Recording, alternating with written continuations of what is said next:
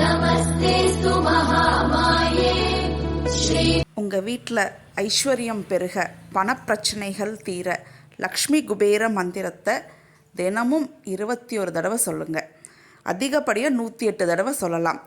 ஓம் யக்ஷாய குபேராய வைஷ்ரவனாய தன தானியாதிபதையே தன தானிய சம்ரத்யம் மே தேஹி தபய ஸ்வாஹா.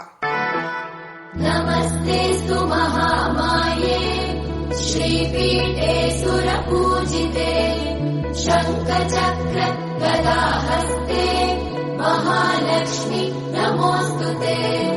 नमस्ते गरुडारूढे कोलासुरभयङ्करी सर्वपाप हरे देवी महालक्ष्मी नमोऽस्तुते. नमस्तेस्तु महामाये श्रीपीठे